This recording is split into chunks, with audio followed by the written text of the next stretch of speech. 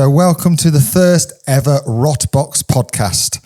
So this is obviously a different channel you're watching now to the normal Mark McCann 64, but by all means, go over there when you finish this to see all the other stuff we get up to. So we've decided to do a podcast, talk about what we're really into, which is cars, get some people on. And if you've got any suggestions for that, put it in the comments below, please.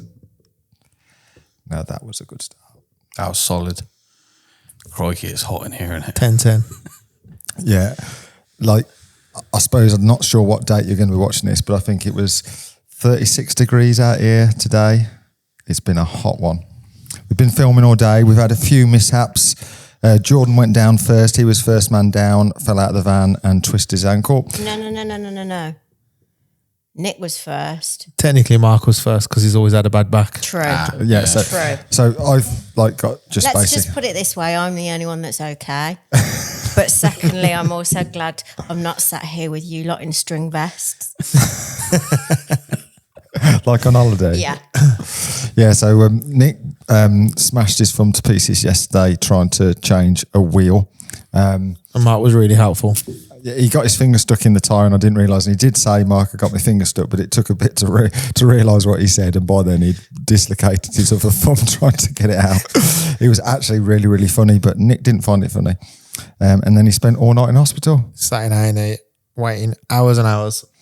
And then Jordan fell out the van this morning, was rolling around on the floor for a bit. I have got footage you'll all be glad to hear. It'll be in the next video. I was in a lot of pain still. It's very painful. Yeah, I know. But it's okay. It's okay. But will it be in the video though? Because you're the editor. Well, I see I have the power of that. I'm like God. Truman. I think that's why my parents call me Jordan though, because that is like in the way that it is. It's like the son. No, not son of God. I'm like a river in somewhere that has to do with Jesus. You're associating like Jerusalem, Yeah. Israel, all that. Like, Yeah. I think you've had too many ibuprofen and paracetamol I've had quite myself. a few still. But he's had two. He's had one for his ankle and one for his bad tuff. So that's why he's had two. Because they've gone different directions in his body. One went up, one went down. It's working. And then we had a bit of a mishap with a Mini. We rolled a Mini today, which was not a great situation. But again, head over to the channel. That's probably on there by now. Maybe it's not, maybe it is. But yeah, it was a big crash. But I had no seatbelt on because I'm an idiot. And you'll see why, because it was a fairly stupid thing to do. But again, as usual, seemed like a great, funny idea at the time. Yeah. Just to clarify, there was no we in this one. It was all you. Yeah, that's true. It was, but I feel bad because it was actually me that made the suggestion of doing it. Yeah, that's so true. Yeah, And I'm not trying to like injure you or bunk you off or anything like that. Exactly. Life insurance. Exactly. I don't think I've got any, have I? It's a good job. I bet not get any. Why? Content creation, you'll be like, why don't you do knives and sharks? You are not doing knives. No, I'm terrible with knives. Sharks are okay though. Guns, I'm terrible with. Knives, I'm terrible with. I think I just aren't I back? Shark would probably laugh actually at the way he swims. I swim bad, but it's good because it's good for fitness because I'm that bad at swimming. It takes a lot of effort. You're just to get not from one end. flexible, are you? No, I used to be. But let's get on to this. Why you're not flexible? Yeah. So let's start at the beginning, right? Okay. There's a lot of people on the YouTube channel that have been asking what you do for a living. Should we go, what, work-wise are we going or? Yeah. Okay. So. What did you think I meant? Well, when you said about flexibility. We're going to get onto that. Oh, so you just jumped a step. Yeah. Female brain. Okay. Right. So yeah, there's a few things which I do. I know people have been interested. And yeah, I've got a lovely life and most of that is because of our engineering company, which is called Cymark Engineering, and we make ratchet straps. So it's extremely unexciting, but we make straps for supermarkets, for lorries to stop stuff falling out of the back of lorries. So basically the opposite of what most of the people sat here want. What? Things falling out the back of lorries. Yes. You're the reason I can't get them knocked off clothes anymore. Exactly. And that's the reason why Jordan just had to pay full price for his MacBook. Yep. Can't get them off the back of the lorry, can I now? Not now, thanks to me. So yeah, we make load restraint equipment. Family business. Used to be my dad, my granddad, me, my brother and my mum. But now just me and my brother now. Mum and dad obviously still sort of part of it, but no, only, yeah. So yeah, they're not well enough to be there. So that's that. And a few other things. Yep. The other couple of things that keep us busy. So there's Throw Systems, which is a motocross brand. Been going for a long time now. Started that in my mum and dad's garage. Lots of hard work throughout the years because it's always been in my spare time, which is obviously after work. So like my second job until a while back now where Jayne took over that. So I have absolutely nothing to do with it now. And Jayne does that as well as being a full-time mom, housekeeper, legend, all those sort of stuff. And then we've also got another company called Offset CBD, which is myself and my friend Callum. Better explain Callum in a bit, hadn't we? So yeah. So Callum, at 14 years old, broke his neck and is now a quadriplegic is what the official term is. That's right, yeah. So he's paralysed from the neck down. Fantastic lad. Inspiration to us all, to be fair. And he was using CBD, told me all about it. I didn't really believe him. It sounded too good to be true. Tried it and it's changed his life, my life and many other people's lives. So that was a good advert then, wasn't it? Very good. Website link in description. Yeah, of course. Yeah, thank you for that. So, yes. So, yeah, we do some good things. We have some fun things. And it's, really privileged that it's given me a life which now people are finding interesting, which still blows my mind that people are watching our channel. Obviously, thanks to all us team together, we've made something which we're all proud of. Really enjoy doing it. And long may it continue. Definitely. And it's nice that you've actually got it out there as well, look what you do, because there's like lots of speculation, like you run a cartel, you've won the lottery. It was unbelievable. There was one where somebody said, "What does he do for a living?" And some guy had literally put, "I know him. He'd won the lottery." I've never done the lottery. Imagine people just making it up about you though. It's being like, yeah, I know that guy, when you clearly don't. Like, it's madness to think. And when I spoke to somebody about it, he said that it's obviously the only reason they've done that is because that person wanted interaction from the other people, or he wanted it to be acknowledged or noticed, and that's why he probably put that. Which madness, but that's the world we live in. Very strange. Very strange. Fishing for likes. So. Yeah, just fishing for likes and fishing for follows, and Mark, let's follow that person because we might be able to get. I don't know. It's weird though, because coming from like mine and Jayne's age, there was no such thing as numbers. There was no, there was no list of followers, friends. It wasn't a count like it is now, which is like a crazy world where everybody's fighting for there's numbers, like including us with our channel. We want the channel to be bigger, grower. That's part of it. But just think Senna, that's our little daughter, is going to grow up. Just with her friends chasing numbers. But I'm guessing by then numbers will be hidden. Surely, nah, you don't think? Like the whole status of being a celebrity's changed. Like years ago, there was no social media. And like, if you knew someone that was famous, they were famous. Like you think musically, like Madonna. Yeah, like Michael Jackson, Elvis. Yeah, Papa TV, famous. Like, there was no celebrity. Like that was a celebrity. Yeah, but like there was no social media. But now you got all these different platforms where like you could be a binman and then have like 1 million followers. Yeah, and then that binman's famous, and then he's a famous binman. Yeah. But reality TV's changed a lot of things as well, hasn't it? Yeah, massively. Yeah, like all the apps now, like Instagram, YouTube, TikTok, Twitter, like they've all made people like internet celebrities overnight. And influencers. And influencers. Yeah, them. So we're saying people. Like that isn't as famous as the old famous or different famous. I think it is. It's just different.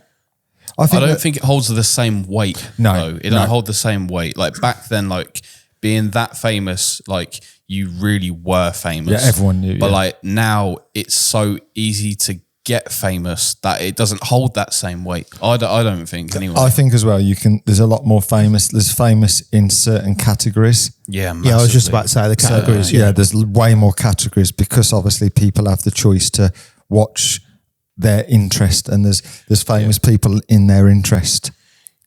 I think it used to be big fish in a little ocean, and now it's a massive ocean with lots of little fish. Is that the big fish in a little pond saying? Yep. Perfectly rebranded by Jayne. Always. She's got a few of them, to be fair to her, but they always make me laugh. So Good. they're not annoying, which is good. Right. Let's get on to how you started an interest in anything that's got horsepower, Okay. but not the four-legged type. Okay. That's fucking brilliant. Yeah, I'm It's definitely true though, isn't it? Yeah, no. Tits on tyres. I wonder how a horsepower is that real anyway. Does an actual horse have the power, and like the car behind us has got 770 brake horsepower. So That would they car get bit- 770 horses then? English horses or American horses, Italian horses, Italian How does it work? stallions. Can somebody please comment below how they ever made a horsepower, how they decided how powerful a horse is? Drop us a comment below, because that would be an interesting thing to read. It's definitely a man that's come up with that. I have What, no because doubt. it doesn't make sense. Yeah. So fair. It doesn't, does it? Half the things that like men like cool things is just, I don't know, it's weird. It's because it's a measurement, that's why. Yeah, okay. Do you understand what I mean? Yeah, it is, yeah. We always say things are bigger than they are. Yeah. Is that going on to the horse again? Maybe. Donkeys. Right, that's enough of that. So basically, when I was younger, I used to race BMX. So my mum used to chuck my bike in the back of the car, and we used to go BMX racing. Still, obviously, friends with a lot of people who are still in that world. And then when I was a bit older and my dad could afford it, we had some motocross bikes.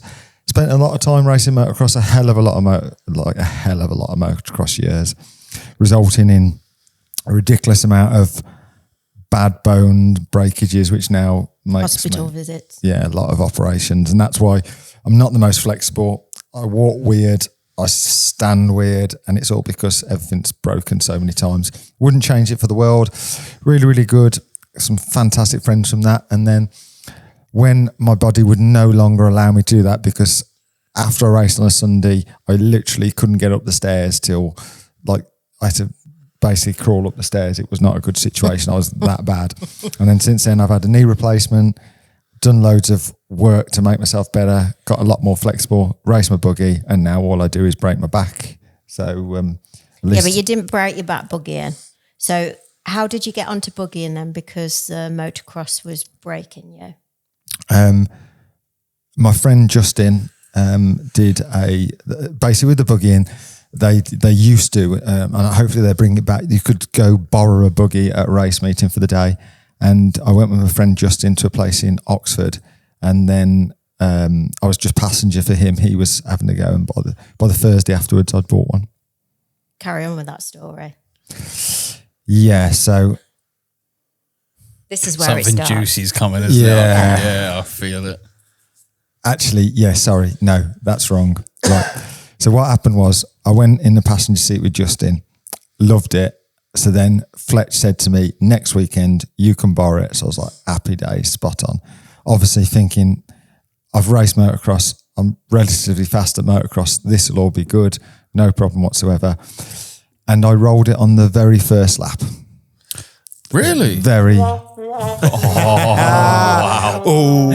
Oh, How you've did been you know waiting it's- to use these buttons, but she just knows what. Yeah, she's So, yeah. yeah. I think Jayne's been waiting more than Mark has to press that. So very, very the first lap. Then I got back to I finished practice and I was with my friend Ben, and I didn't know Fletch obviously at all, apart from sort of like speaking to him on that day. I knew he was a good guy, and then got back to the van and I was like, right, get back in the car. We're going. And he was like, what do you mean? I said, come on, we're going, we're dipping. And he was like, what, you're just going to go? And I was like, yeah, because I was that embarrassed. And then Fletch caught us getting changed, ready to leave the venue. And he came over and he was like, you're right. And I was like, no, I'm going. Thanks so much. And he was like, what's the matter? I said, what? And he said that it happens to everybody. And my God, it does. Like everybody, if it's not their first meeting, it's their second meeting, they're on their roof. Christ. It looks so easy. It does look super easy. And it is easy to go around and sort of, but yeah, it's so easy to roll. So how much is like the initial setup for the buggy? Like how much does a buggy cost? Like there's one called a single seater called an RS1, which like is like not an entry level, but it made stuff cheaper because it was more buggy racer ready. And those were like, I suppose without going on to all the boring bits, probably about 20 grand. So, but it's a lot of money, but they don't lose a lot of money as well. So, you know, the investment isn't 20 grand gone. That's for certain. You know, you'd still get, you know, your 15 back after you've used it for 2 years. So, you know, it's expensive, but they're not like some of these cars where you pull them out the showroom, they're worth nothing. It's nothing like that. But yeah, as far as a motorsport goes, it's low cost for a 4-wheel, you know, still expensive by Yeah, of course. But the other thing I've done and haven't done for a bit is stocks kart racing, and that's oval racing. Now that is dangerous. It's So dangerous. is that something that you would do before the buggying or No, after? What happened was with the buggying, you don't get many race meetings. About 8, don't you? Yeah. About 8 a year, and obviously we didn't have a Senna back then, so we sort of had some spare weekends. We had time on our hands, I suppose, didn't we? So We did. So we started doing this stock car racing, oval racing. No. You started doing stock car Yeah, it's racing. more of a team event, I feel. We actually went to watch a speedway, Oh, we did, didn't we? Yeah. and down kind of in the entrance area was this little cute thing that you can just only explain looking a bit like a Mario Kart. And we thought it was like a formula for kids to race in, didn't we? So Mark just happened to ask a question, as you do, and then the next thing he's going and having this test drive, in it, which again ended badly because he knows how to drive go-karts, and the guy that runs the Formula E and explained everything that's brilliant. This is the accelerator, this is the brake, blah, blah, blah, blah, blah. Off you go and have a go. Well, Shall I take over? please do.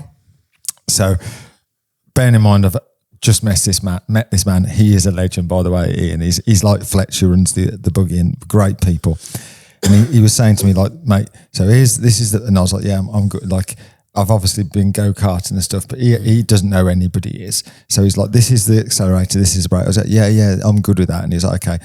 And he leant forward through the window and said, this is it here. So he said, just rev it a bit. So I've revved it. My shoelace has caught round the side of the throttle cable. I've shut off. Nothing's happened. We're off then. He's still in the window. Getting dragged along? Dragged along, yeah. It was brilliant. First time I've ever met him. And he shouted to me, stop. And I'm like, nothing I can do, mate. We're going along for the ride.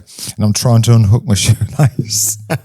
Why, mate? He's just getting dragged with his head inside. First time I've ever met the man. So he now thinks you're one of them that knows everything. No, he's thinking, who is this dickhead? Like, I've just met him. He's got like the pin. He's got his own race suit and a helmet, which he's obviously bought off somebody because he ain't got a clue what's going on. Was that the Alpine Stars one? Yeah. It was a case of all the gear and no idea, wasn't it? But then sort of, I don't know, a year later, I managed to win the world final. You did. You won the world championship.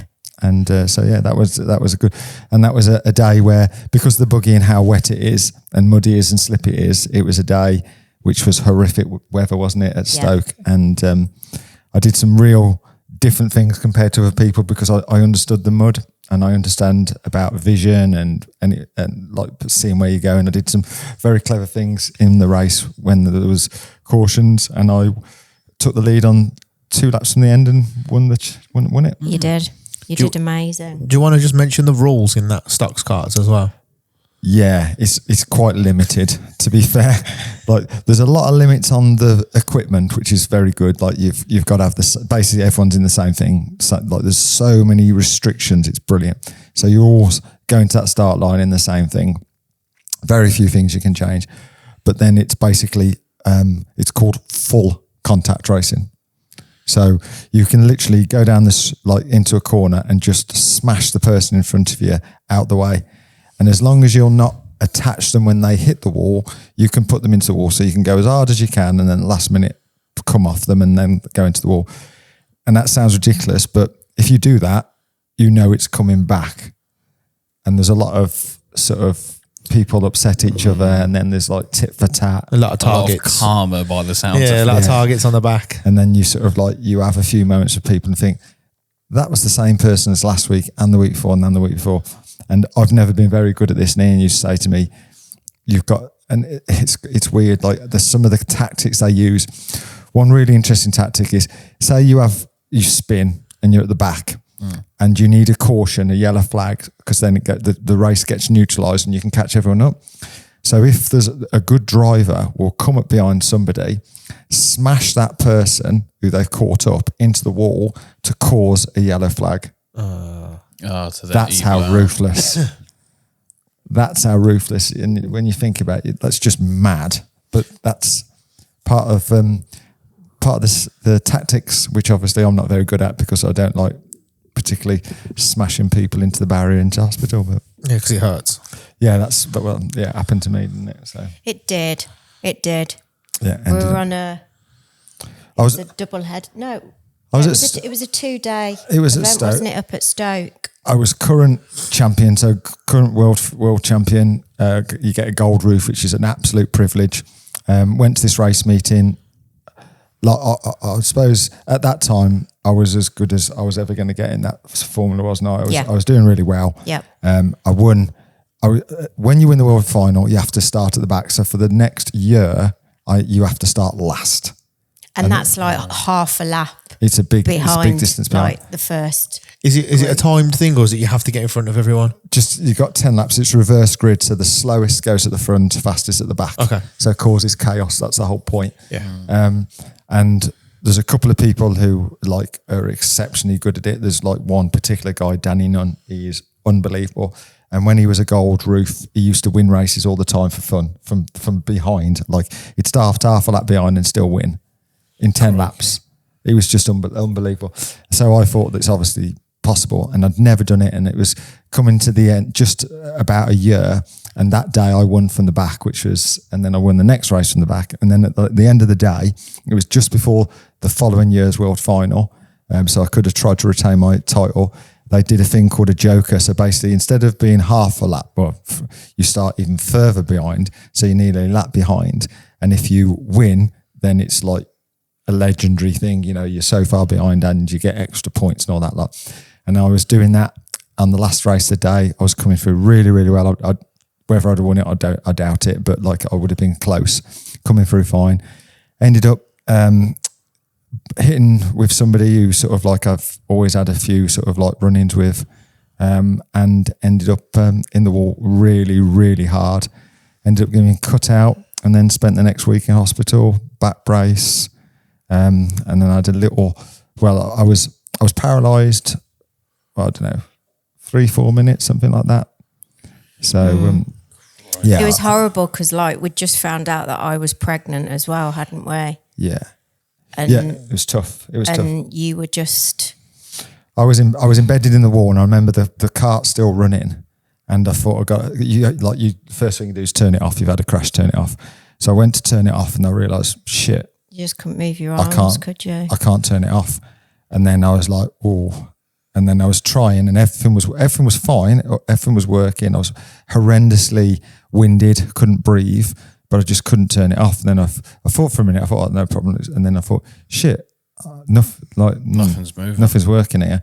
And then I was trying to move my feet. Nothing was happening. And I was thinking, oh, this isn't good.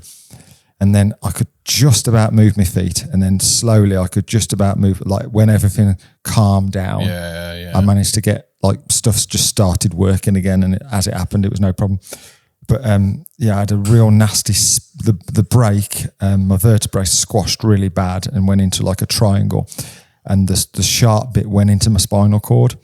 And again, it's on a recent video because I did something similar-ish, and it shows it on there. But the worst thing about it is like you went to hospital by ambulance, you were checked over, and they were like, right, it's just tissue damage. Okay. You've got to keep moving. We're going to discharge you. You've got to keep moving. And I said, no, I've broke my back. Yeah. I knew I broke my back. Yeah. But they were like, no, it's been x-rayed. Everything's fine. It's just tissue damage.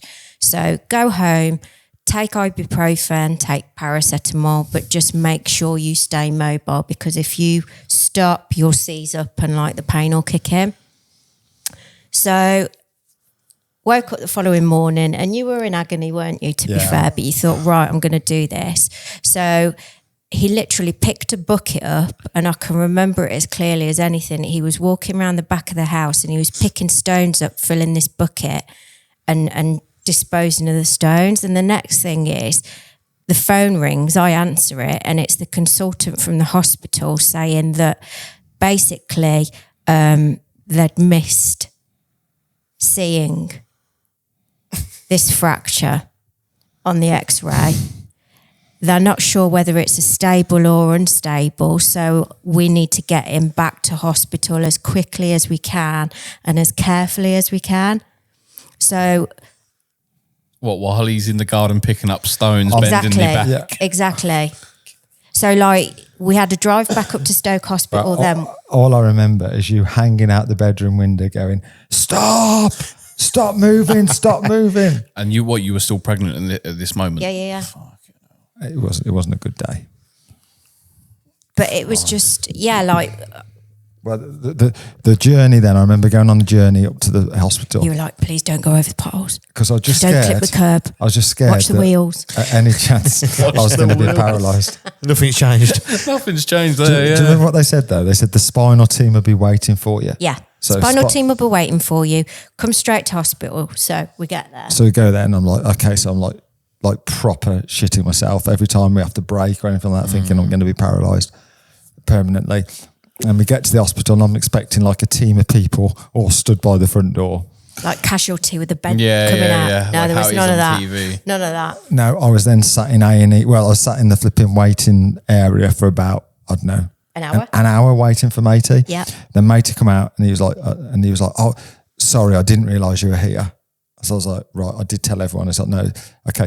So what we need you to do is lie down, and we've got to strap your head to the bed. And I'm like I'm sat. And you're sat the like lump this. of cheese thing. I was sat there for like, and he was like, listen, we've got to do this. And he said, I know it sounds ridiculous, and you're obviously mobile. So then they're all rolling me. I've got people in all directions trying to put me down like carefully. It was just bizarre, wasn't it? And then I spent the next, 5 hours and the rest waiting for something else. And in the end, I was like, fuck that, I'm going. I'm so done. you was just strapped to that bed for 5 hours and nothing could happen. And my head was killing, and I was just, in the end, I was just like, right, that's me done. I'm going. And I got up, didn't I? And then they started shouting at me. They did start shouting at you. But the funny thing was as well, the Rice Krispies, or was it Cocoa Pops they brought you in the morning? So obviously once they checked it all out, I was admitted into hospital. I wasn't prepared because it was such a rush to get to hospital. So I didn't have anything with me, any entertainment, if you know what I mean. So no, nothing to do. So I was lay there, and I literally lay on my back, and then Matey, this woman came, and I couldn't see anything, obviously, apart from the ceiling. And she goes, brought you breakfast, love. I was like, okay, thank you, like that. And then she goes, so I'm like that, trying to find me breakfast, brought me Rice Krispies in milk. Some of these people just don't think, do they? Oh, man. No. I know I'm a bit of an idiot, but that's a next level stupidity thing, that is. Like obviously she didn't realise that I couldn't get up, but it was. What other than being strapped to the board? Surely it's on the notes for like the patient that's in the room on the bed. Like, surely you should know, of the bed, this one probably can't pick something up. Like, so going back to like the stock carts, is there a lot of like publicity in that? Like, is there money in that? Like, is it on TV? It's oval racing is big, and it's massive in America. Fairly big over here, and there's different categories, and basically stoxkarts I'd say is really, really competitive, but at the bottom of that rung. Okay. Because there's things called F2 and F1, not like Yeah, like the one, but yeah, it's all over racing and it's massive money. And ours is sort of like, that was like what you do is you'd win the one, progress. And I didn't want to have a sport which was taking loads of money, taking loads of room, taking loads of effort. These stoxkarts, you chuck it in the back of the van, go there, race. You can rent them. Well, it started off as just something for a little bit of enjoyment and not the seriousness and the competitiveness that the buggying had with you. No, yeah. And then you started doing good as you do, and like everything changed. Evolves, yeah. Like it'd spend nights in the garage with this stoxkart on scales, like weighing it. I suppose, Yeah. yeah. Because you can't, the only thing you can do is change the tyre pressures. So it like alters the sort of pressure. Oh, so is that just the only rule The only with thing- the actual? The only thing you can Car do itself. is change your tyre pressures, but that can make a massive difference. And obviously, I was starting so far behind everybody else because they all knew what they were doing, and that's why there's two different surfaces: there's tarmac and the shale. Now, tarmac is very much about your buggy, your car all being set up right, but the shale, because it was slippy, wet, muddy, whatever, it's an equalizer. So I was a lot better at the shale stuff because it was more about driver rather than setup. So these stock carts, like how much they cost? Are they easy to get hold of? Very easy to get hold of. They cost about, I think mine cost me about £3,500 with everything. Which again, like £3,500, no doubt, is a lot of money, but for a 4-wheeled sport, it's nothing. Yeah, and if you've only got to change tyre pressures and Yeah, tyres, you can't. Yeah, you can't have like spare carts, spare engines. Like even the fact that you can have an engine in your car and you can only change it once throughout the year. So if something goes, if you think, it's not very good, you can change. You can't change back. Oh. So like you can't have You've got a lemon, you've got a lemon. But how do they know if you've changed your engine from the Because I last? check every single time. They're Check sealed. serial They're numbers. Sealed as well. Yeah. Oh, okay. And Very all the clever. all the parts are like with their stamp on, so you can't make your own bits. You can't. There's been some fantastic cheating over the years, which I'm not clever enough to figure that. And the trouble is, I can't cheat because I wouldn't know if it was better or worse. Do you remember when we went and they changed that filter on you? And we had to change that filter because someone was putting nitrous in the oil and it was going through the breather into the carb, which was making the car supposedly faster. So then they done away with the filter that going back into the carb, sorry, and then just put it out. I'd like to tell you some of the things which there was stuff like that. What was the one they'd put? They'd done something to the wheels. They'd put lead inside the wheels or something so that it rolled faster, or there was all sorts of. And probably didn't get they less fix the bounce. driving wheel or something. Oh yeah, that was the one. So basically, they're single wheel drive, which sounds Front crazy. or rear? Yeah, I didn't understand it at first. One rear On the rear, okay. and the other one's freewheeling. So what that means is it's fine when it's got driving along that, but if you hit something slippy, it tries to turn because there's only one wheel. One wheel pushing. One wheel pushing. So what the one guy had done was he'd over tightened his loose wheel so that it almost became two turning wheels because that one didn't spin anymore. Like and then other people had drilled stuff out so that it looked like everything was good, but they could adjust it because there was a bit of movement on the bottom. It's. How long did they get away with that though? Like, I think. Long enough. Yeah. Well, really? Well, for someone to notice would be like, you're doing well. don't need to go down there, but it's just put it this way, there's been some creativity, I suppose you'd call it, and that's why the buggying's good as well, because there's nothing to cheat at. Gotcha. It's a sealed engine, we're all racing in the same stuff, we've all got our different sort of setups, but I like to race with people in the same stuff. Yeah. Got a lot of time for that. I don't really want to be having to spend a load of money and time and all that lot. I like stuff which stoxkart's brilliant, buggy's brilliant, love them both. Like in terms of like the buggying, is there anyone that you would say is like famous on social media purely for doing the buggying? America, yes. In very much America, so. so it's a massive thing in America. Huge. But in the UK, No. there's just nothing there. No, Would you say you're like one of the, say, top 10? people in the UK that carry that sport through social media? Top one. Top one. Oh, so you literally top. Top. Yeah. I think there's 100%. Like there's obviously the UK Championship that Mark races in, but before COVID, you started to do a bit in Europe as well, didn't you? And kind of Europe's different to the UK, and America again is different to UK and Europe, isn't it? And I think at some point you'd like to go over and kind of have a bash in America, but the problem is you don't want to just go over and get in a buggy. You want that buggy to be ready for you. Yeah, yours. Set up. I want to go there and win. You know, I don't want to go there and take part. You don't want to go in there in a rental and be like, well, this isn't right. Yeah, this is all right. This is a good. I don't want to go for a day out. I want to go and race. And there's a couple of like famous people like over there, and that's what got me a bit disappointed with the whole buggy thing. And there's like over in America when they have a release, they invite these people who do stuff and they've got, you know, this. They're influencers, so they do a new buggy and these people come and they get to use them. Well, our numbers and our influences is more than theirs, but I don't get an invite. That's insane. Never get an invite. Never been invited to nothing. I think it's because they're scared. So it's like, I've never been, you know, the English part is like forgotten about. So it's just all America. All America. So what do you reckon like the biggest following is? So whatever person is in America, what do you reckon like their following is on social media? Like, is it like 10,000 followers, 50,000 followers? Have a look. The top man, I can't see. RJ. There you go. I think the probably the most famous one is a guy called RJ Anderson. Done some great. He's got a couple of really, really strong videos. The RJ37. That's him. 102k. Okay, so that is. So that's a good following.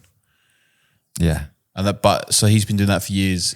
In America, and I'd love to say like, it's so hard because they're different. You know, I'd love to race against him. I would love. I was about to say that would be an interesting. He's not the fastest, to be fair, in America. His brother's probably even better than him. There's a few people. Some of the people which I'm friends with, Corbin Leviton. There's Cody Bradbury. There's some like real fast guys over there, and I'd love to race with them. I really, really would, and hopefully. One day I'll get the chance to go over there. Like a couple of people have messaged me and say, if you ever want to come over, you can borrow my buggy, you can do this, do that. Which is not the same. It's not the same. Like. The only way to do it would be to go over there and ship some of your parts, get a new buggy, build it, and then we did talk about it, and we talked about getting in a camper, living in a camper for like the holidays and traveling the series. That was the Global Rallycross series, wasn't it? Yeah. We were looking at doing, it never happened because in Europe, we went to race in Europe, and over there, like again, when we go to Europe, we like the English. There's me and obviously 3 or 4 of us. We do usually win on like there was a thing called Bastogne. There's a couple of really fast kids over there, but yeah, we're as good as anybody else. So maybe why shouldn't that be the same in America? No, I completely get that. So like behind us right now, like with all the trophies, like if you're watching this visually, you can see how many were bought. Like how many? They're actually all mine. Oh, they're all. I bet no. Technically, I bet half of them are yours because you both did it together. Just not the broken ones. Some of them. So like, what are these like world championship trophies? There's a world one over there somewhere, and then the rest of it, like most of those, are the Buggy. And so, like the ones which are sort of similar in colour are because of being like the same. I've organised them in years. I love a bit of that. What are you, 10, 11, 12? 12 times British champion. Yeah. So What's your titles? So you're 12 times British champion. British champion. About like world champion? World champion in the stoxkarts, and then we've done Red Bull Pro National champion. What was the Red Bull racing? It was a one-off event down in Western Beach Race. Yeah. It was, In the buggies? yeah, that nearly went horribly wrong as well. There's always a story. Oh. So we've got there, sorting everything out. It's a bit of chaos in it, trying to get ready. I've walked underneath this awning, just like gazebo, sort of like walked underneath, like talking. Then everyone's like going, "Oh my God, what's going on with him?" I've sliced the top of my head. So I've actually just brushed this gazebo, but it's cut my head. I didn't even know I cut it.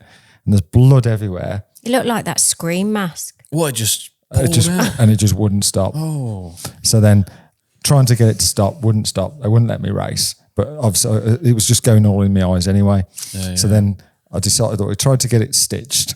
There was too much of a queue. Tried to get it glued. It wouldn't stop. It wouldn't, whatever. What's it called when blood stops? Congeals, whatever that is. And in the end, I ended up putting a shitload of toilet roll in my head and put him on top of my head, and then putting my helmet on really tight. So it compresses. So then that was it. My helmet was on for the day. Away. Any more questions, Jayden? I think now that you're like a full-time, part-time YouTuber. Celebrity. Yeah, celebrity YouTuber.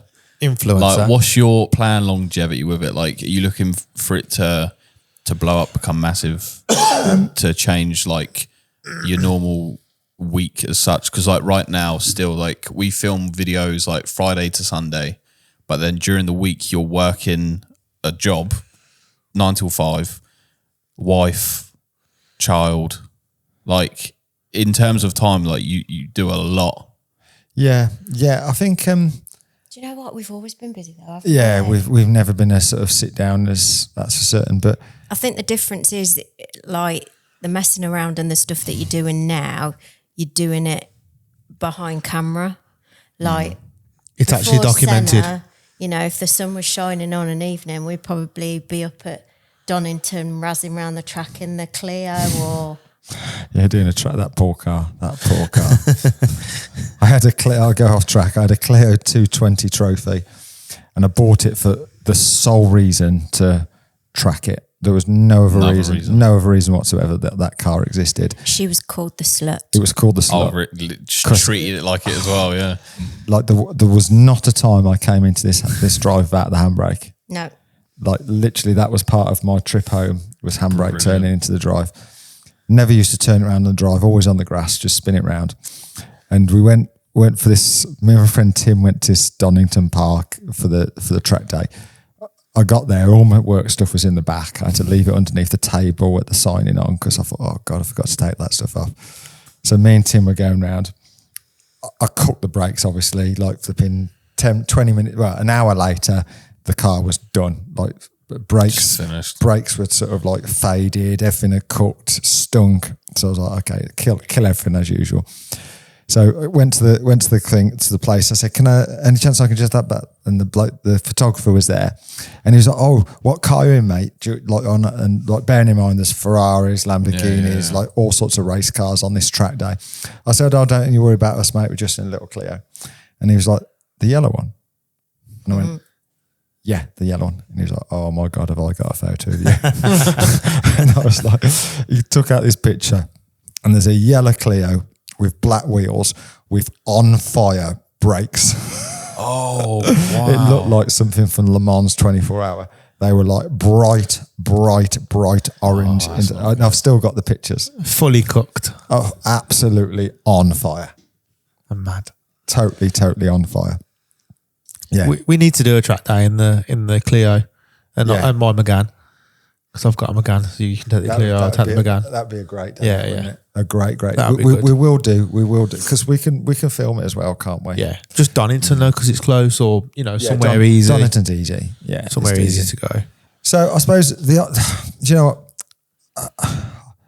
I'm having such a good time doing it. Like we laugh. We've had a great day, haven't we? of injuries.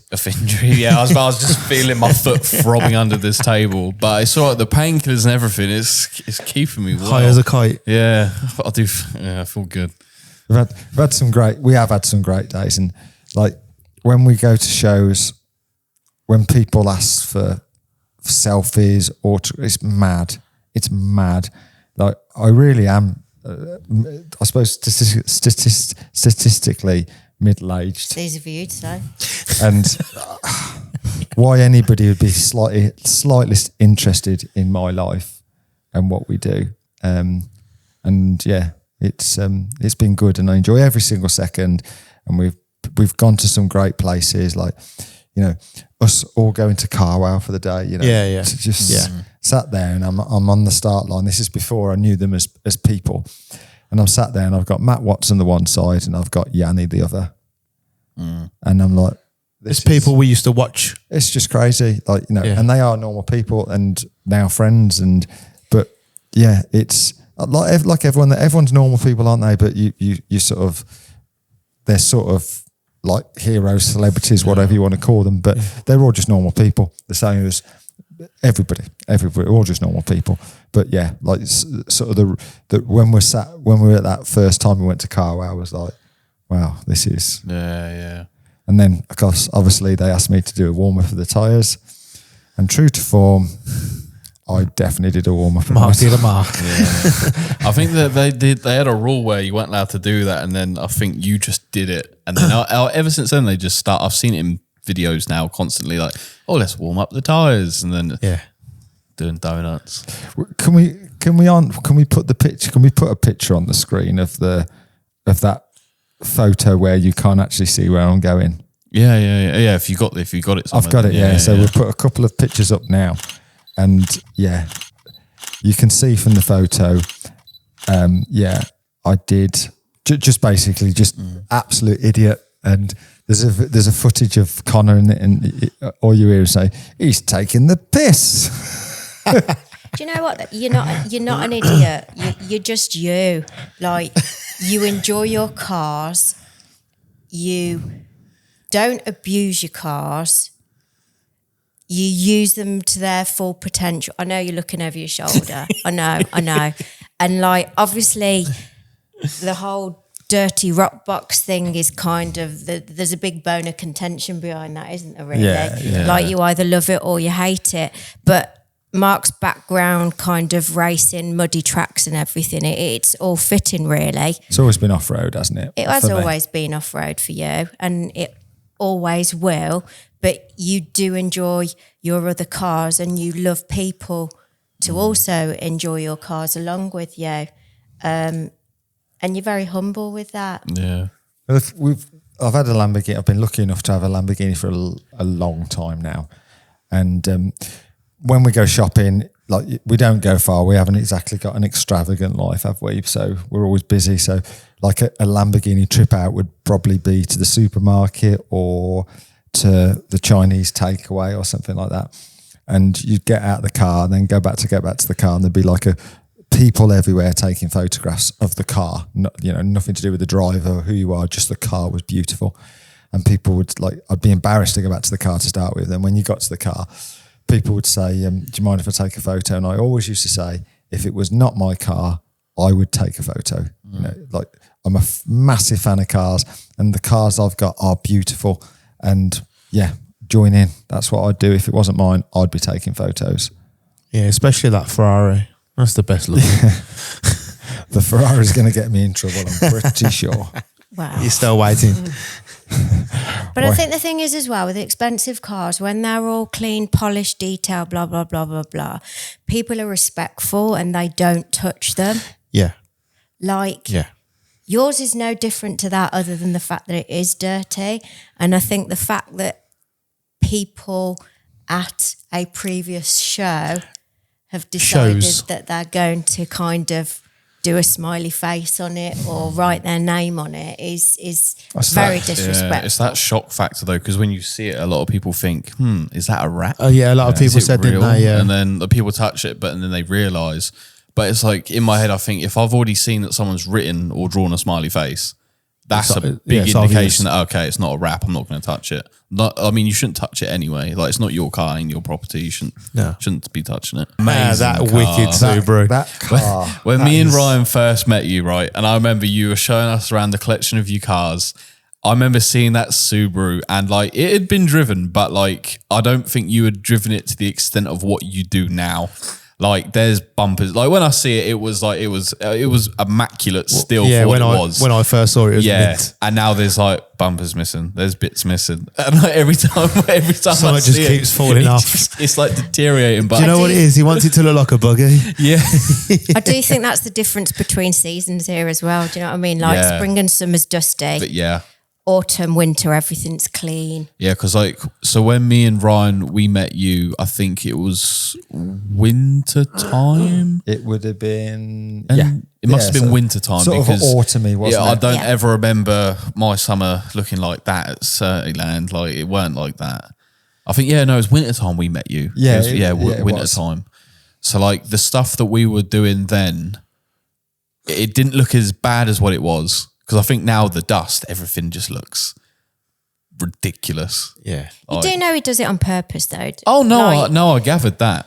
You're not allowed to come here without getting roosted. That is. I remember them first few weeks you had a tough time here, didn't you? I remember the first ever video that we filmed with you was when me and Ryan come round and you had just collected your first Lamborghini STO. And I remember you doing donuts on your front garden, and I just remember getting covered in dirt. And I can't remember what Ryan said to me. He said something to me. I can't remember what it was. Did you miss your shot? Miss. Wait, have you thrown one in this podcast so far? Yeah, he's done one. So you weren't in the so that's a basketball nil team, now. though, were you? I was. That was my thing. You've got the height for basketball. I was good at basketball. Not flexible enough. Oh my God, so bad at football, so bad. Rugby.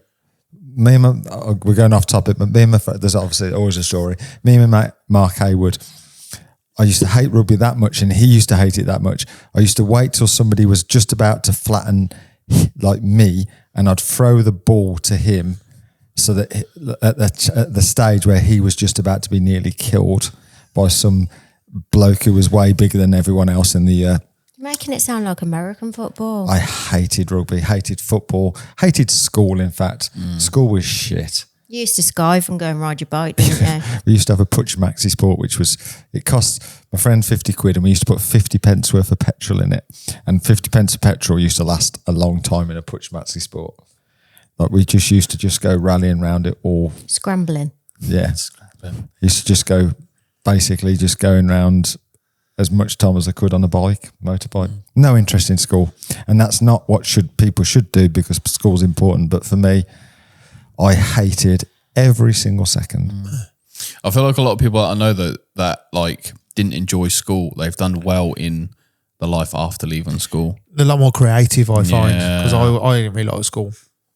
Do you know, I was lucky. I did really well at school, and it wasn't because of effort, it was because of genetics. You are clever. But genetics, it's definitely not like, luckily, somewhere along the line, my mum and my dad have given me some sort of like knowledge, because it definitely, I could not care less. I didn't do anything for exams. I passed exams, but like I say, it was natural ability, because I put no effort in, and it's a bad situation that I probably could have done better, but no interest in it whatsoever, hated it. But luckily, like I say, somehow genetics have helped me along in life. It's definitely not due to me being a genius. It's just because my mum and dad gave me some genes which allowed me to do some things.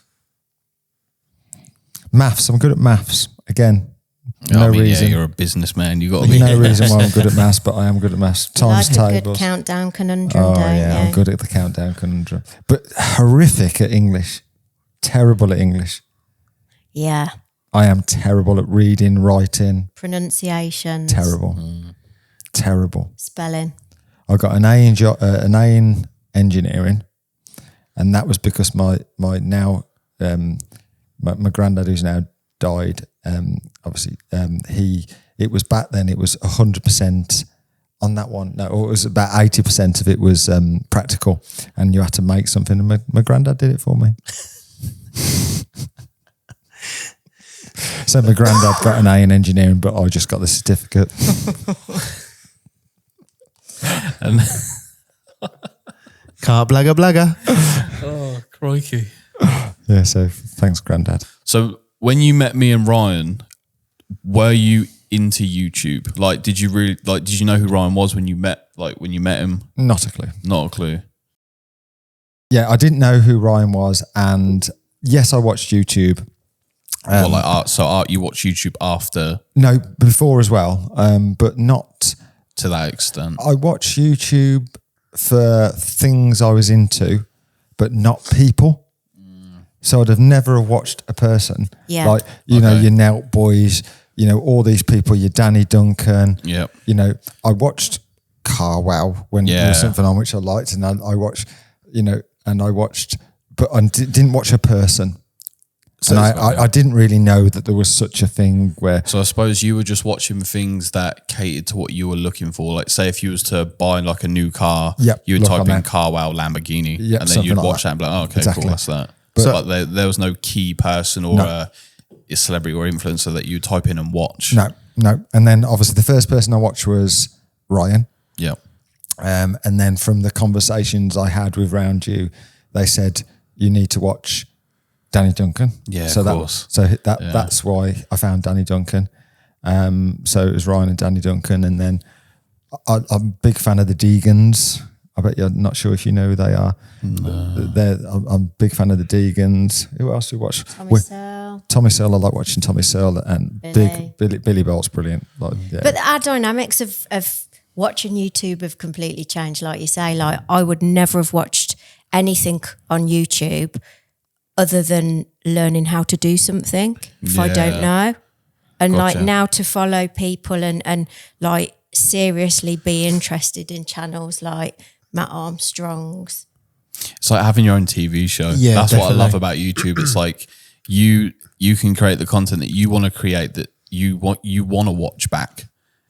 But I find it amazing, like what you do and what you're creating for us, because like obviously we're doing what we do, and then like you magically make this episode happen that obviously Mark and I get to see before anybody else gets to see it, and like we just sit down and we're amazed, aren't we? We do really.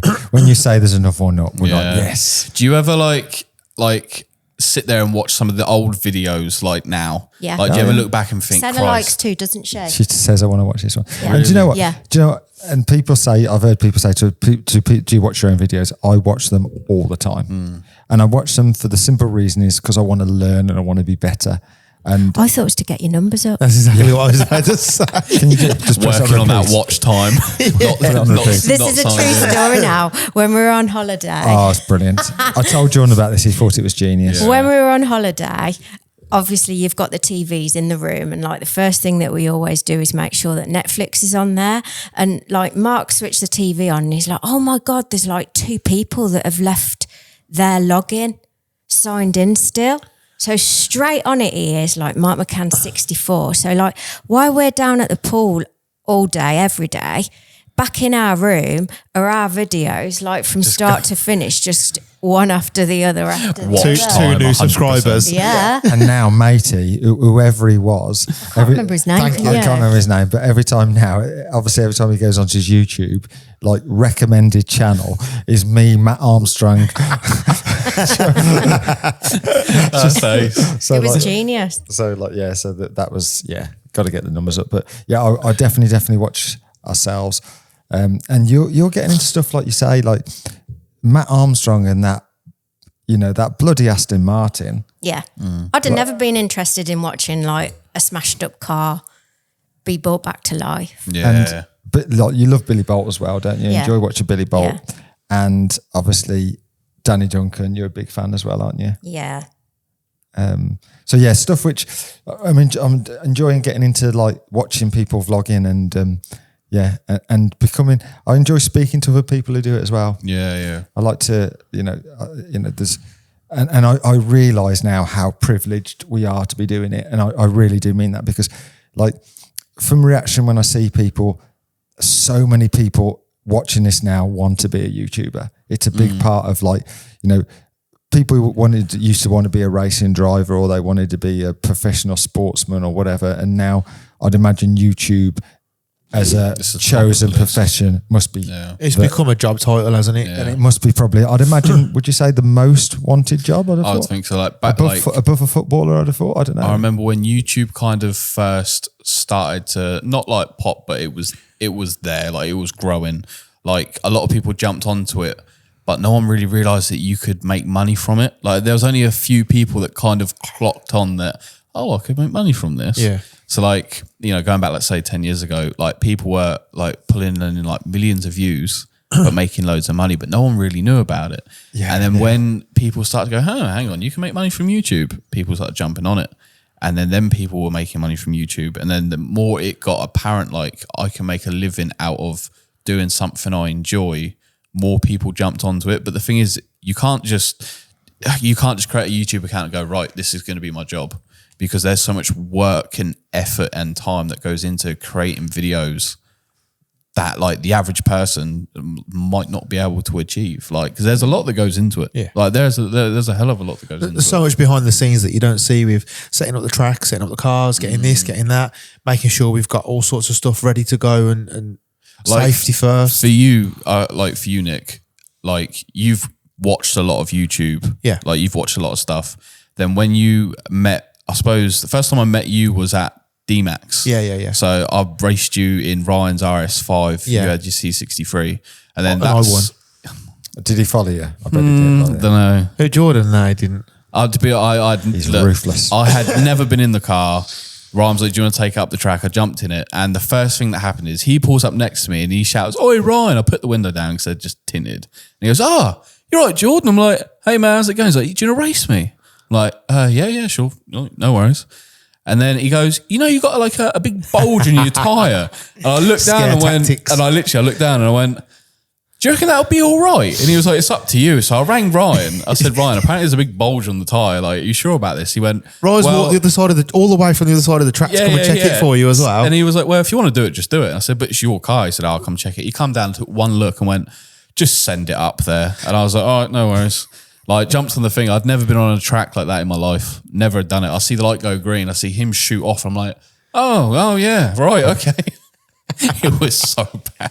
It was a good day. That was, to be fair, good racing. But from us like meeting each other and like you being around, kind of like me and Ryan, like while we were making videos, did you see like a different side to YouTube at that point? Especially more now that you're with us. So obviously, when you watch it and it's on the camera and I'm sat in my living room watching it, it looks really easy. It looks like everything's a piece of cake. Do you know what I mean? It's like it just falls into place. But now, sat the other side of the camera doing the prep work and getting everything ready, it's not easy at all. And that's why it is a full-time job, realistically, isn't it? Do you know what I mean? I just want to say as well, though, you don't get to see the videos, do you? No, I don't watch them. I don't know why you haven't opted in for this decision. That's why they stitch me up. So basically, like me, Jayne and Jordan see the videos when they're ready. Nick, Darb, all our friends do not see them until the same time as you lot, everybody else at 7 p.m. on Tuesday. Yeah, get there Tuesday, which is... And Nick wants that. I've said to him before, "Do you want to watch it?" Nope. Do you know what? You know when it was at 10 a.m. on Tuesday morning, every Tuesday I would make sure I got to work a little bit late at like 10 to 10 and I'd sit in my office and I'd close my door and I'd watch it on YouTube.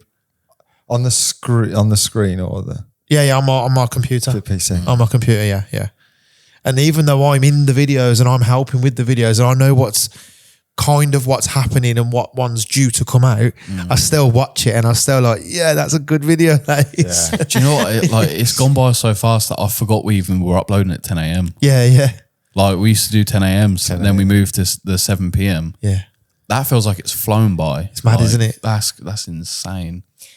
Can I ask you, obviously, like you're with us and you're doing this with us because Ryan decided he wanted to move to Dubai and you can't take the heat, basically. Hell no, look at me, I'm sweating right now. Well, it is like a sauna in here anyway, but like without putting pressure on, are you enjoying what you're doing? Yeah, 100%. Like my whole life, I've always wanted to work with cameras. I've always wanted to like be a photographer. And then when I got more into the video side, I always knew that that's what I wanted to get into. So then when Ryan moved to Dubai, he basically got me a job offer at the 5 Palm Hotel, which is like one of the best hotels in Dubai, effectively. They offered me a really good salary. It was a case of like I was going to get paid well, accommodation was free, like my accounts would have been all sorted and stuff. But like when I asked what I was doing, they wanted me to take pictures and videos of like food and like partying and just creating content that I didn't enjoy, especially after being with Ryan for like 2 years, like creating all this fun stuff. It just weren't for me. And then I rang Mark and I said, look, this is my situation.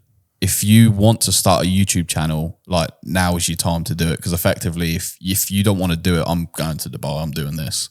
And I think you two must have had a chat and figured out what it was, if you wanted to pursue it or not. And like, I mean, look at us now, like got a channel at 50,000 subscribers, which is insane. Like the amount of people that I know that put so much effort into videos and haven't even reached like 10,000 followers, like to have 50,000 is just insane. Like it's amazing to see.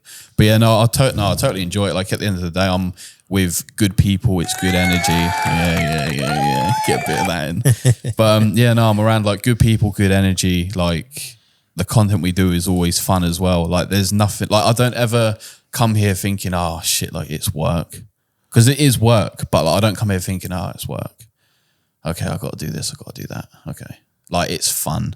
Like you let me sleep at yours when I come round. I wake up in the morning, you've made me breakfast. Like at a job, you don't get that. Like this is the things that like, it makes you want to work harder and like do better throughout things because you're around the right people to do the better things.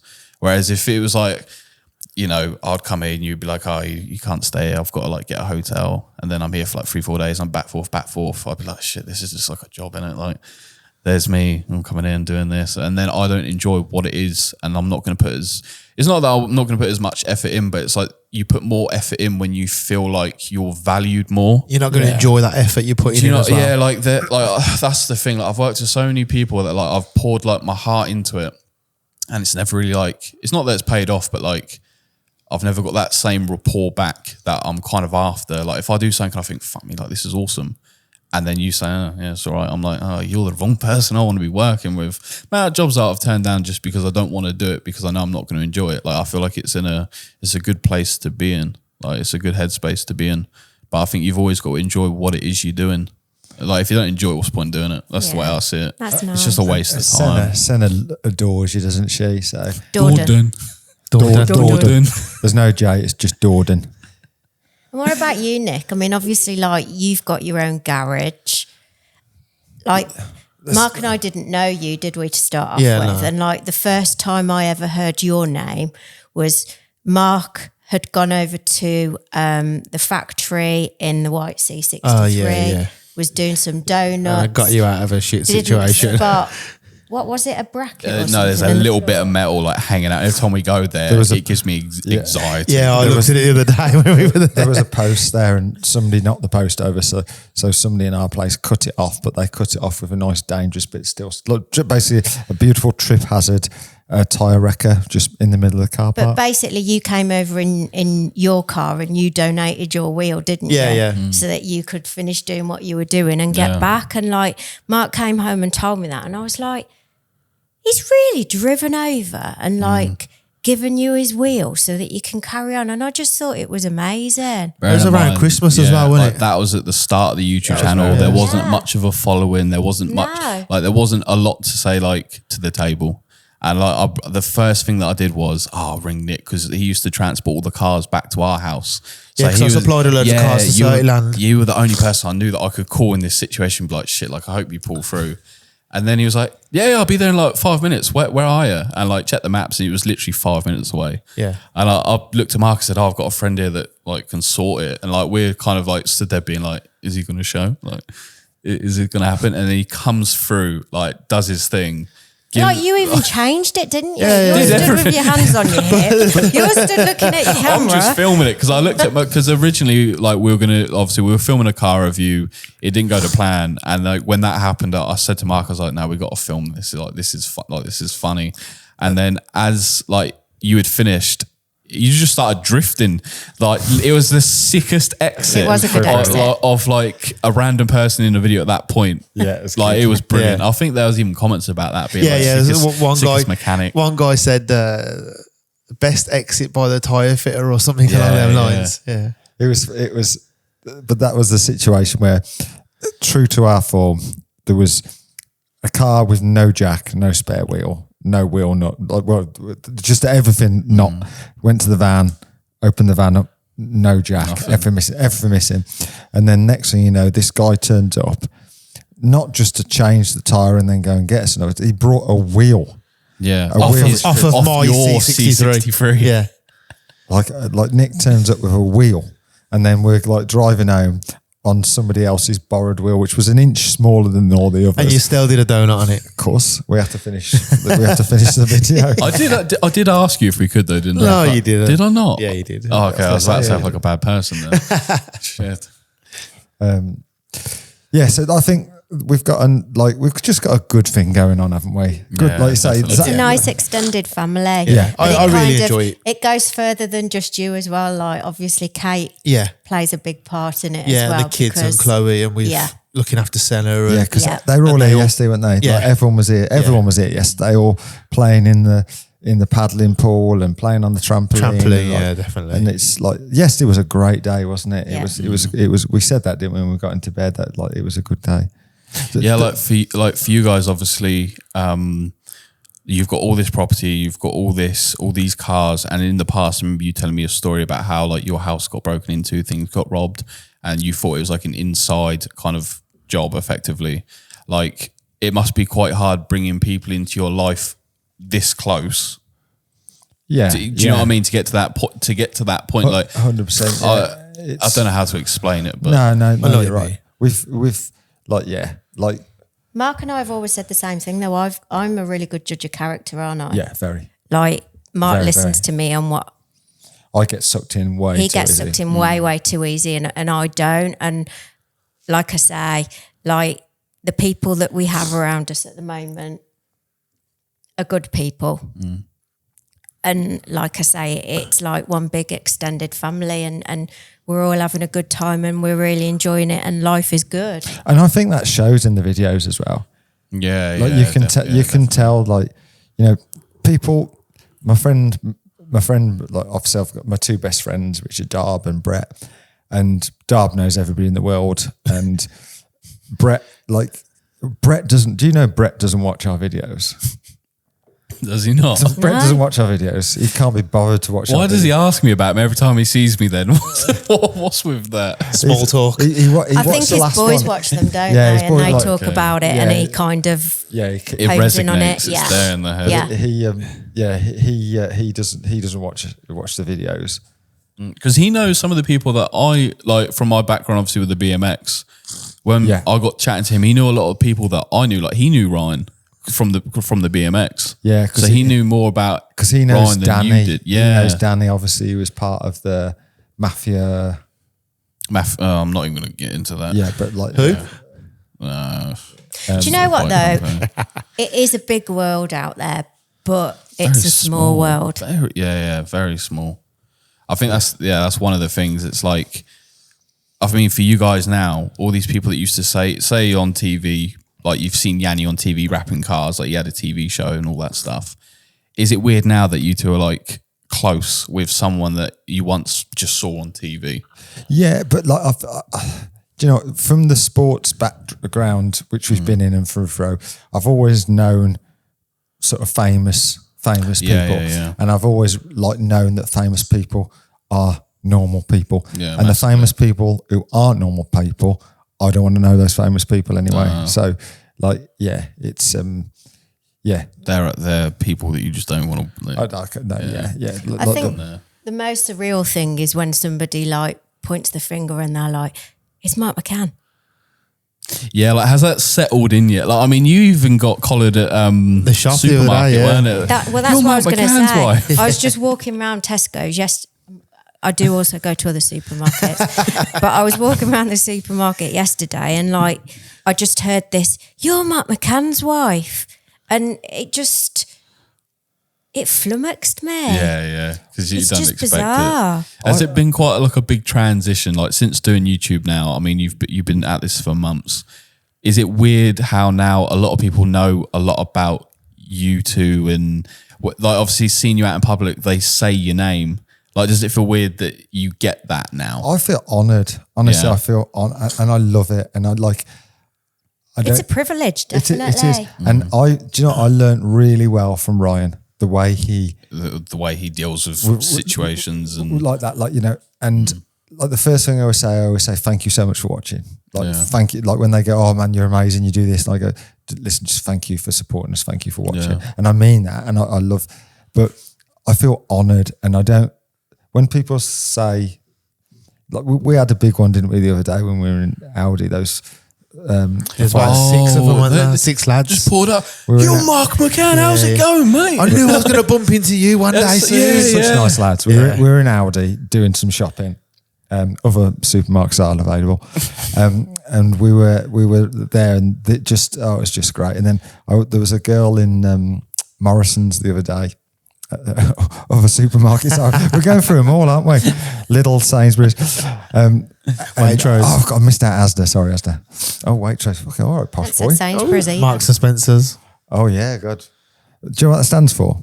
No, go on. Millionaires and seniors. That's the only people who go to Marks and Spencer's. I've never heard That's that why one. I don't shop there. This girl at Morrison's, I asked her where the ready boiled eggs were. Is my question to her was, and she looked up and she went, "Oh my God!" like that straight into my face, and I was like, and I wasn't quite sure. Eggs. We're out of stock. And then she said, "My boyfriend's going to be so angry that I've met you and he's not met you." And it's just brilliant. Just love it, and yeah, I really, really like. I love it. I do love, like, I don't know what it is, but I feel that. So what's your plan? Like what's your vision longevity wise? Like obviously with the amount of work that you do during the week with like your normal job, like are you looking for YouTube to kind of take over that where you can have that in the background and do more of this? No, like my job, because of the amount of effort my family, like past, deceased, still breathing, and obviously me and my brother now, I'd never turn my back on that. Like, you know, never, ever turn my back on it. Like people have worked way too hard for that. But, you know, we're getting older and we are, like my dad never had a day off, like just worked like to the bone, and, you know, and I don't want to be like that. And my brother and me have days off now. Yeah. And my brother and his family spend a lot of time on, they go on a lot of holidays, don't they? That's their thing. And yeah, like I can manage my time better because, you know, we've got some great people who work at work, like at Cymark. We've got some really, really good staff. They do a great job and we're not needed. Like when my dad used to work so hard, he didn't have the support of his staff like he has now. You know, he didn't have the right staff. Like he had to be there. But me and my brother don't have to be there because we've got people there who do just as good or if not a better job than what I do. So, and that gives us the freedom to do stuff, you know. And like, I don't like going to work all the time. I don't like going to that factory. Like I have much more fun being here, but this doesn't pay my bills. Definitely doesn't pay my bills. But that's what I mean. But like longevity wise, like eventually, like say like you hit that point, say where like Yanni is now, for example, like through all the things that he does, he's got the business, he's doing like YouTube full time. Like, would you want to have more time like with your wife and your child, like because you'll have that power to doing YouTube? If you see what I mean? Yeah, definitely. I'd love that. Yeah, 100%. I'd love that. And you know, like I was saying to you the other day, we had Matt Armstrong visit us, didn't we? And we were talking about different things. And then when I've looked at Danny Duncan stuff. And I think to myself, where we are now, I'm always chasing more. I want more. I want to be more successful so that as a team, we grow and get bigger. And I'm always thinking, we've only got like flipping 30,000, 50,000, whatever views. But then I think to myself, one day, say Danny Duncan looks at his views now and he's got a video 5 years ago, and it's on 3 million. I wonder 4.5 years ago what that number was. I'd love to know what that number was, because it definitely wasn't 5 million, or 3 million or whatever. So what was it? And are we on that same path? I think the best thing for you guys, like, this is my opinion, is that at the point in your life where you've started doing YouTube, you've done it where you've got a 3-year-old daughter who in 10 years will be like 13 and can look back at all these YouTube videos and be like, that's what I was like when I was young. That's where my trait comes from. That's where this comes from. I don't know. I just think having your life documented for not just like people to see, but your future family, like that's a great way. Like when she has a family, her children can watch you guys and be like, shit, like that's my granddad. Like that's my grandma. But I wonder if there'll be lots of people, or whether it'll still be.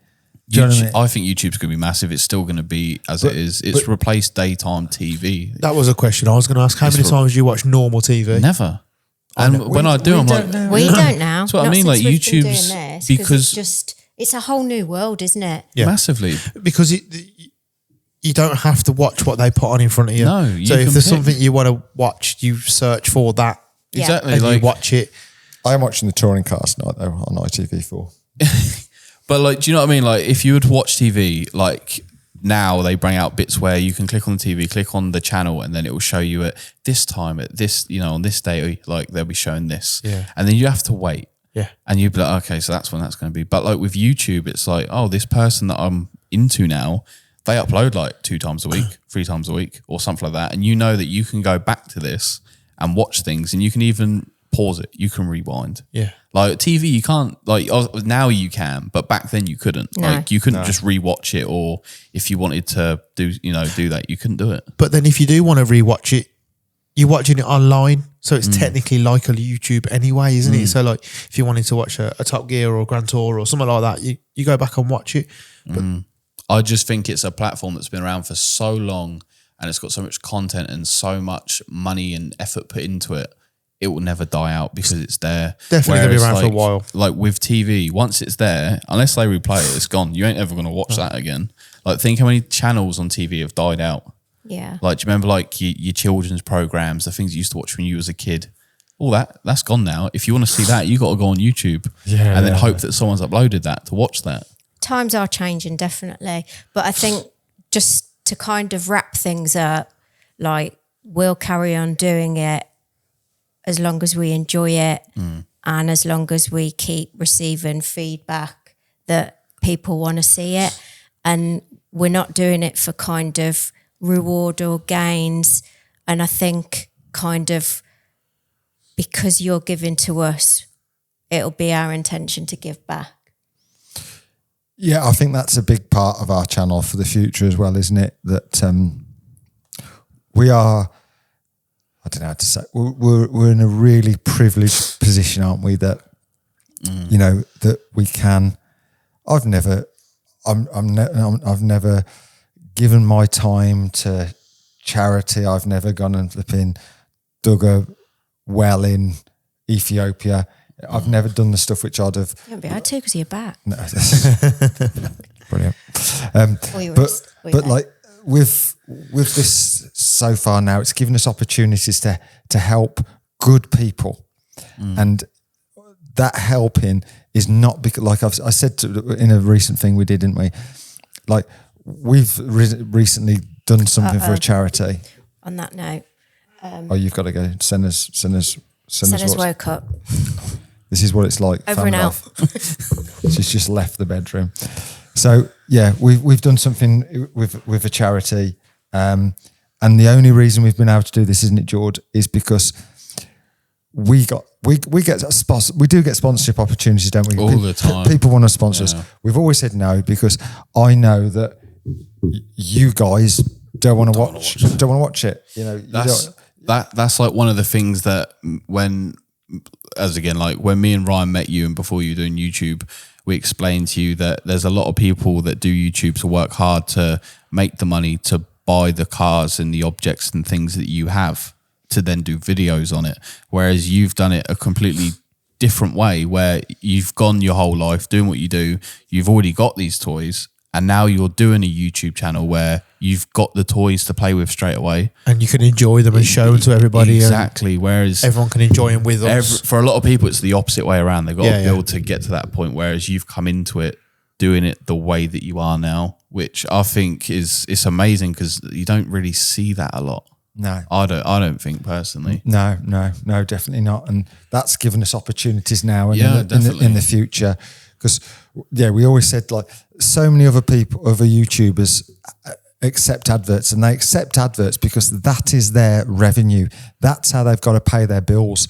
So they need those adverts. It's their wages. It's their wage. I go to work and I get a wage somewhere else. Same as I go to work every day. So but we've started to use our advert money to benefit other people, and nobody else should do that because the other people on YouTube need that money because that's their living. We're doing it because we're looking at the situation that amount of money.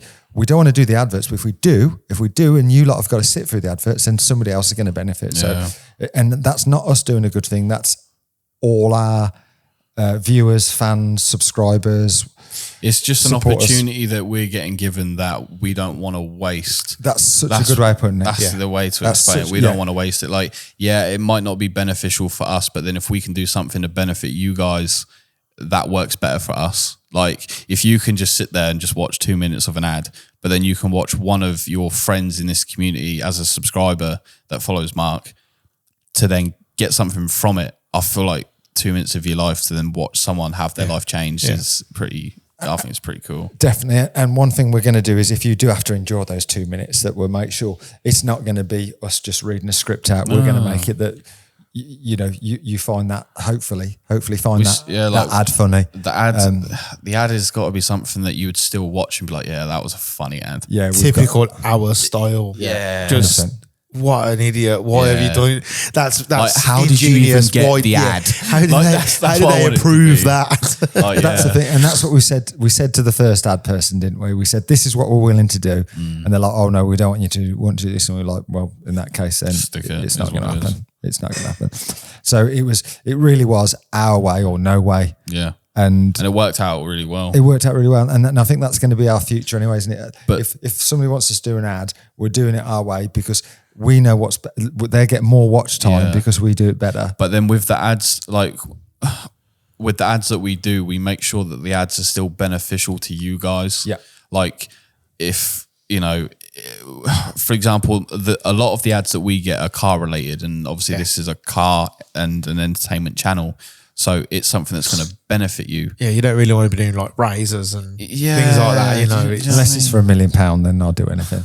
Just sold just like that. Anything. Like literally anything. Apart from anything to do with Jayne Centre, obviously. I haven't got £1 million anyway. I wouldn't be able to. But it's good to be able to like get that opportunity and pass it on to someone else. And that's such a good way, is like what you said. Otherwise, it's wasted, isn't it? That money is like the money that they're going to give you for like these 2 minutes. Someone's got to work like a week or 2 weeks to even get that.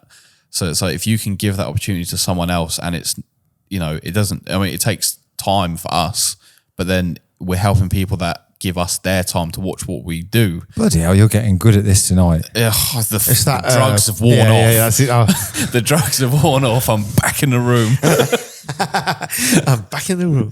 That's what it is. But that's explained the whole ad thing. But I think we better wrap it up. George was getting deep. Yeah, real deep. But the thing is, we always we've been wanting to do these podcasts. It's been an idea for a while, and every time that we come to film it, we film it after we filmed a whole day. And right now, it's probably 1 or 2 in the morning. I don't know what it is. Oh, geez. Yeah. Shouldn't have Midnight. Yeah. thought so.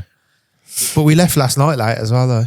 We finished, well, for you guys, like hearing this, basically, we've already done a podcast. We watched it back and we've now obviously gone again because we've rearranged things. We want it to look better for you guys. Wasn't clean enough, was it? It wasn't like the boom mics were a bit too high and stuff like that, but we didn't finish that until like 2:30, 3 in the morning.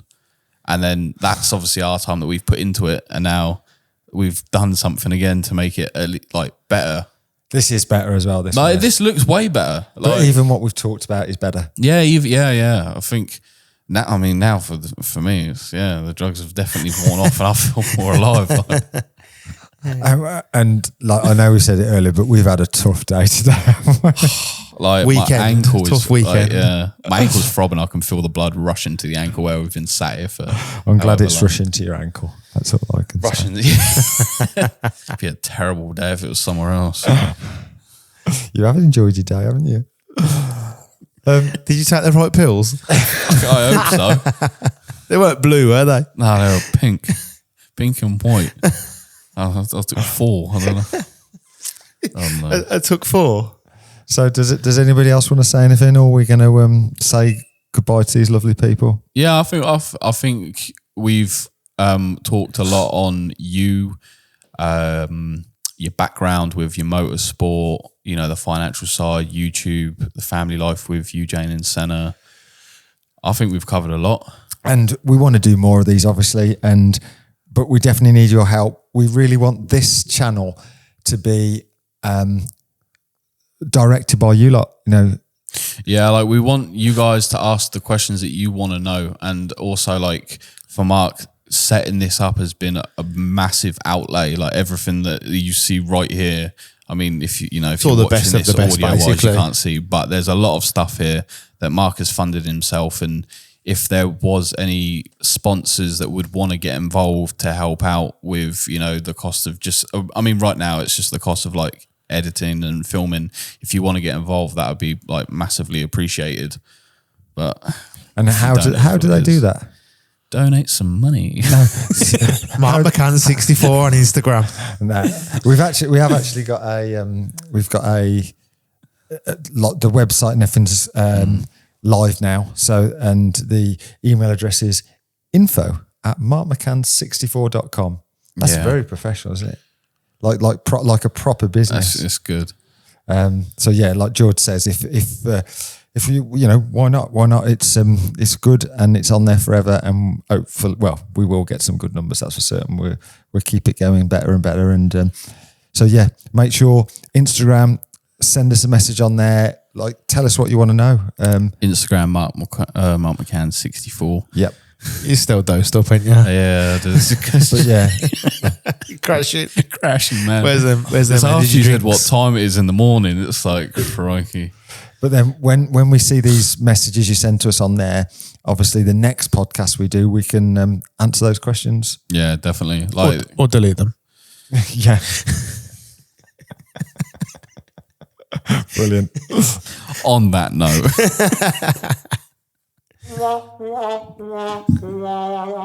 That was directed to you, Nick. My bad. So yeah, like just hit us up on all those different media platforms. You can get hold of us. Let us know what you want to see. Hopefully, we've still got a daughter in the house. Like Jayne had the camera set up in the bedroom, and she was in the bedroom as she looked on the. So yeah, so if there is any, is it what's the people who take your kids away called?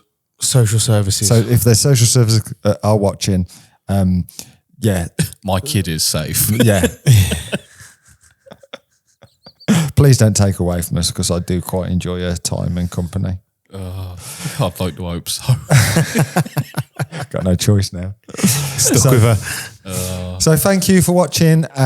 Don't forget to subscribe to this channel, please. Tell all your friends. Tell them everybody. Let's get this views going, and let's all enjoy it together. And we will see you. Not quite sure when we're going to see you, because we haven't decided, but we'll see you soon. And if you are willing to sponsor some AC in here, would be lovely. Oh, imagine that. Because it's so hot, right? Honestly, all these lights and stuff. It's a hot one. And don't forget the main channel, Mark McCann 64. Yeah.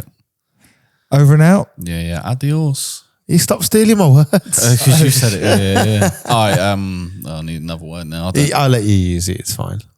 Yeah. I'm gonna do. Yeah, I know. I'm gonna do a Billy Bolt advert outro. How does that go? Tell the bit. Headbutts the. Oh, my neck.